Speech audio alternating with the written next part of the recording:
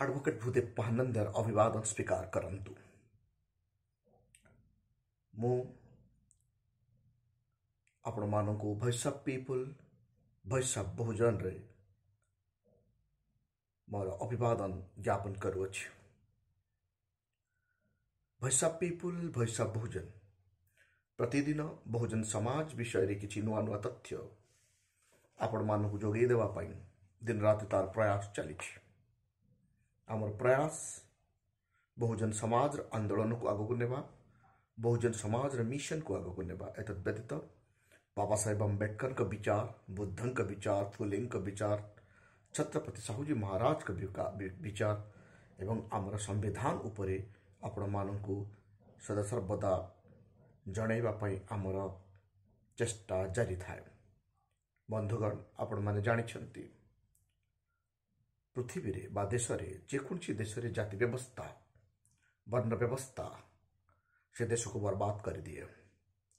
राष्ट्र निर्माण रे से देश केबे भी आगो को जाई पारे नहीं। नजीर अच्छी United state of the America. United state of the America रे ब्लैक मानू को जेबे पर्यंत अधिकार नथिला तेबे पर्यंत अमेरिका एक विकसित राष्ट्र बनी पारि नथिला। आज United state of the America विकसित राष्ट्र बनी पारिछि। कि प्रकार भाव से आज विकसित राष्ट्र बनी पारिछि ताहा आपण मानक नजर रे देखिया को मिलुछि। अमेरिका आज पृथ्वी को कंट्रोल करिवार ताकत रखिछि। अमेरिका आज समग्र विश्व रे तार दबदबा जारी करि पारिछि। कारण कौन? कारण अमेरिका तार देशर नागरिक मानू यथा ब्लैक नागरिक मानू समस्त अधिकार देदेला। United state of the America रे केवल 14% कला नागरिक थिला बेले बाकी धड़ा वर्णर लोक सेठी वर्ण व्यवस्था थिला। किंतु ब्लैक पीपल माने एकजुट ही आंदोलन कले। आज ब्लैक मानकर निजर एंटरप्रेन्योर हो सारी। ब्लैक पीपल मानकर आज निजर बिजनेस अच्छी, निजर स्कूल, कॉलेज, यूनिवर्सिटी एवं निजर बैंक मध्य प्रतिष्ठा करि पारिछंती। आज अमेरिका पृथ्वी रे नंबर 1। एही परिप्रेक्षी रे भारत रे राष्ट्र निर्माण करिवा पई को मानकर भूमिका केते? आम भारत रे संवैधानिक भाषा रे भारतवर्ष रे एससी, एसटी, ओबीसी, माइनॉरिटी एवं ओदेर आई मीन सवर्ण ये 5टी कैटेगरी लोक रहिछंती। ए 5टी कैटेगरी लोक मध्य रे हम यदि देखा जीव 2टा कैटेगरी कर दिया जाओ, एक सवर्ण एक डायमंड। निजको सवर्ण कहूथिबा लोक माने 10% भारत रे थिला बेले डायमंड कहूथिबा लोक मानन को आमे 90% देखिया को मिलुछि। अर्थात जहाकू SC, ST, OBC and minority बोला जाए। खास करके SC, ST, OBC and minority Bharatvarsh रे 90% थिला बेले निजको सवर्ण बोली कहूथिबा लोक माने भारत रे केवल 10% अछंती। आज ये 10% लोक देशर समस्त संपत्ति उपरे कब्जा करी रहिबा जोगु भारतर जीडीपी आज बढ़ी पारु नाही। भारत आज आगको जाई पारु नाही। ए जो 90% लोक को रिजर्वेशन केते मिले? आम देशर संपत्तिर टोटाल जीडीपी रो केवल 3% ही सरकारी चाकरी क्षेत्र रे व्यवहार करा जाए। ओनली 3%। अर्थात आम देश रे 3% जीडीपी ही सरकारी चाकरी को कवर करुछि। आउ 20% जीडीपी प्राइवेट सेक्टर रे कवर करुछि। I mean 20% GDP private company और ठेकेदार मान को द्वारा परिचालित हुए। जो रिजर्वेशन व्यवस्था भारत संविधान रे अच्छी से रिजर्वेशन व्यवस्था को नहीं आज भारतवर्ष रे हंगामा चली और राजनीति चली। आपण मान चिंता करंतु रिजर्वेशन मात्र 3% ही जीडीपी खर्च हुए रिजर्वेशन पाई बा सरकारी चाकरी पाई एवं 60% 20% जीडीपी रो पैसा प्राइवेट पाई खर्च हुए। प्राइवेट रे कौन सी प्रकार रिजर्वेशन नहीं। तो ये देशर संपत्ति 90% लोगों को पाखरे केवल 3% ही जॉब 3% जॉब रे एमानकु संतुष्ट हैला बेले प्राइवेट सेक्टर 10% लोक 20% जीडीपी को उपभोग करती।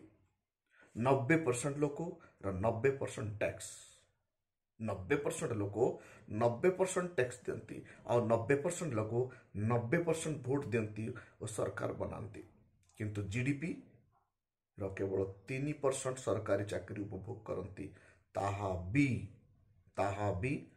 मनुवादी को सही पारे ना जो निजक सवर्ण कहवा लोक दिन राति संविधान बदलैवा चाहती आपण देखिए जीडीपी रो टोटाली 1400 कोटी टंका खर्च हुए 3% जॉब पाई एवं 90% लोक 1400 कोटी टंका वार्षिक लाभवान पाती अर्थात एससी एसटी ओबीसी और माइनॉरिटी एमानंकु केवल 1400 कोटी टंकारे संतुष्ट हेबाकु पड़े प्रतिवर्ष अन्य पक्षरे 10% रहितवा लोक रिजर्व टैक्स बांधती 10% एवं 20% जीडीपी अर्थात 60 लाख कोटी टंका 60 लाख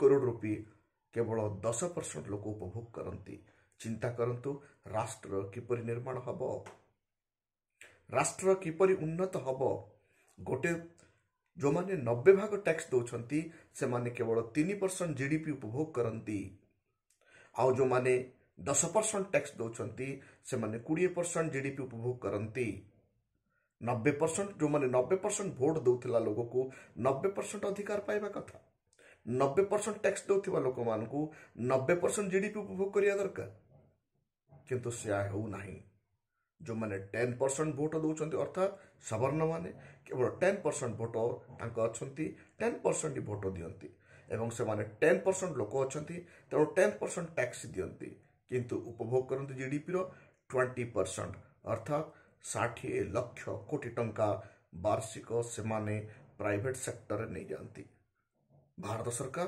प्राइवेट सेक्टर रे 60 लाख कोटी टंका खर्च करे ये 60 लाख कोटी टंका सिर्फ 10% लोग ठिकादार काम लाभवान होती प्राइवेट कंपनी बनैबारे लाभवान होती एतद व्यतीत आम टैक्स रे जमा होता बैंक टंका मध्य से मानकु फ्री रे लोन मिले तेणु राष्ट्र निर्माण हेब किपरि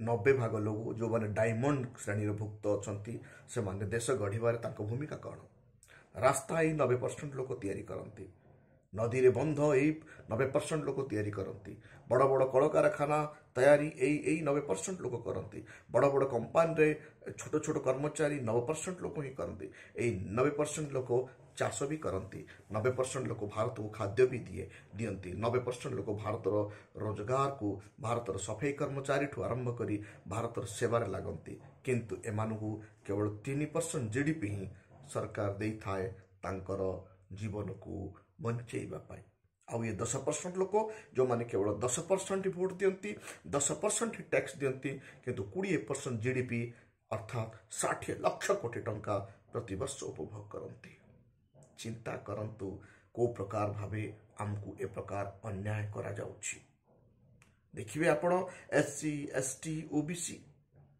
90% लोक किंतु रिजर्वेशन पाती केते 49.5% सेमती आपण देखिए सवर्ण जो मन जो कहते तांकर भोट लोक संख्या केते 10% किंतु ये 10% लोक रिजर्वेशन पाती 10% ईडब्ल्यूएस रिजर्वेशन से मानक दिया ही जाइछि ईडब्ल्यूएस रिजर्वेशन द्वारा 10% लोक को 10% रिजर्वेशन दिया सारे सत्वे सुप्रीम कोर्ट एप्रति कौन पदक्षेप नेला ना जिते सुप्रीम कोर्ट को ये विषय कहगला से नीरव रहा अर्थात सुप्रीम कोर्ट रे भी को माने बसिछंती आपण मानकु भला भाबे अवगत हेउथिबो आउ बाकी रहिला 10% रिजर्वेशन सहित आउ 39.5% मध्य से माने ही नौचंती अर्थात जदि आमे 50% रिजर्वेशन आमे नौचु 90 भाग लोग आम भाग रे थिला बेले 50% रहिला बेले केवल 10% लोकंक पाखरे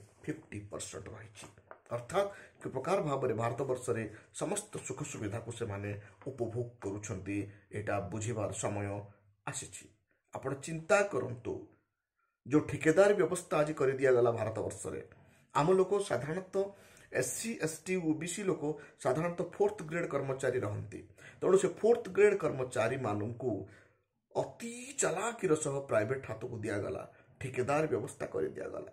ଯଦି ଗୋଟେ schedule caste, schedule tribe, OBC ଓ ମାଇନରିଟି ଲୋକ ଯଦି ଡି ଗ୍ରେଡ୍ ଜବ୍ ପାଏ, ସରକାରୀ ଜବ୍ ପାଏ, 50,000ରୁ କମ୍ ଦରମା ପାଏ ନାହିଁ, ତାକୁ ରୋକିବା ପାଇଁ ମନୁବାଦୀ ଲୋକମାନେ, ନିଜକୁ ସବର୍ଣ୍ଣ କହିବା ଲୋକମାନେ ଠିକେଦାର ବ୍ୟବସ୍ଥା କରିଦେଲେ।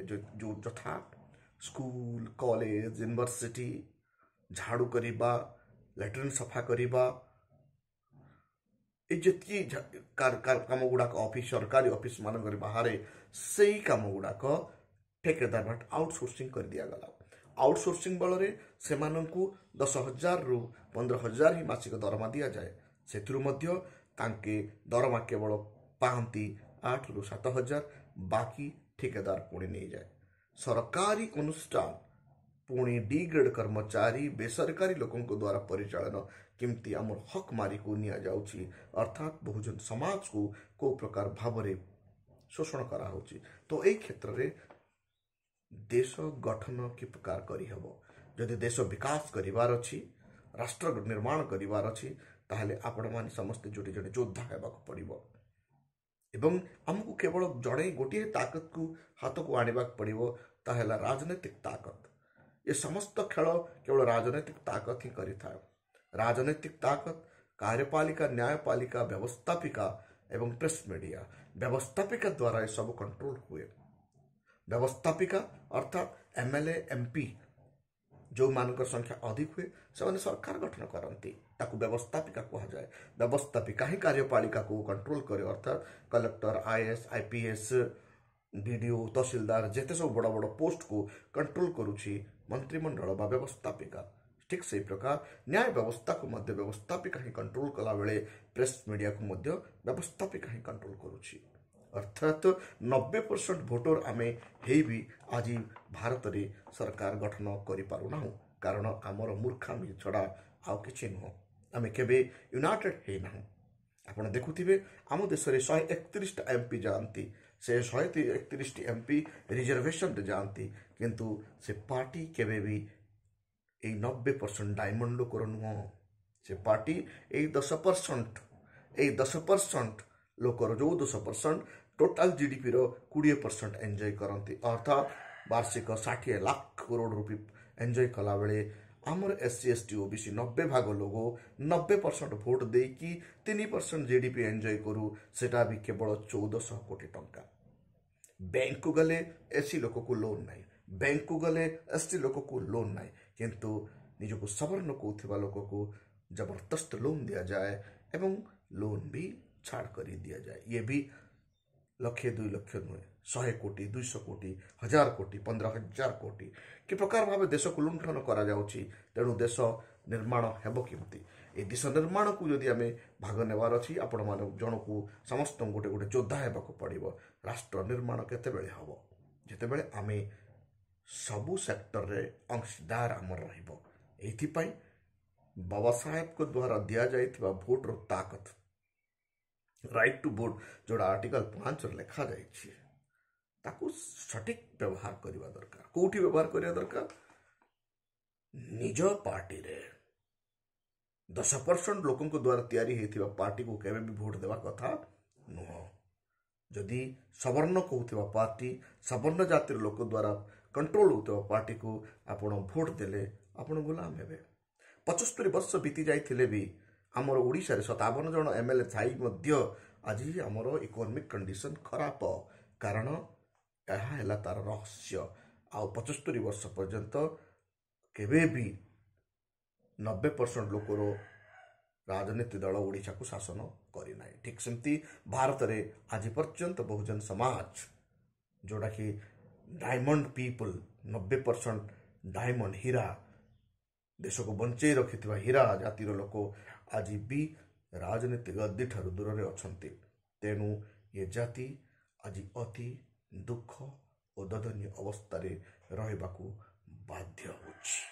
तेणु अमेरिका को टिके मने पकाओ, केवल 14% लोक आज अमेरिका रे सबु अधिकार प्राप्त कले, गोरा मान ठारू सबु अधिकार प्राप्त कले, ताहा केवल सेमानकर संघर्ष फल रे एवं आंदोलन फल रे। किंतु आमे केबे भी आम राजनीतिक आंदोलन करि पारिलु नाही। मनुवादी पार्टी रे भी इलेक्शन वक्त आसी जाइछि, सबू SC ST OBC 10% लोकों पार्टी रे ही पागला मान पर धाउंट उच्ची पैसा पाइबा फलस्वरूप आज आम राष्ट्र निर्माण में आम भाग नहीं पारि ना आम लोक मानू अति दुख और दयनीय अवस्था भारत वर्ष में बंचापी छाड़ दि जाइए। आसतु आम समस्त राष्ट्र निर्माण में अंशग्रहण करवा आमर हक आउ अधिकार पाई कानूनी प्रक्रिया रे आम लड़ाई करवा जोटा कि संवैधानिक प्रक्रिया रे आईन द्वारा यहाँ केवल गोटे ही बाट अच्छी सठिक जगार भोट देवा और भोजन एकता को आनिबा। बंधुगण आपण मान देखुछंती voice of people voice of Bahujan.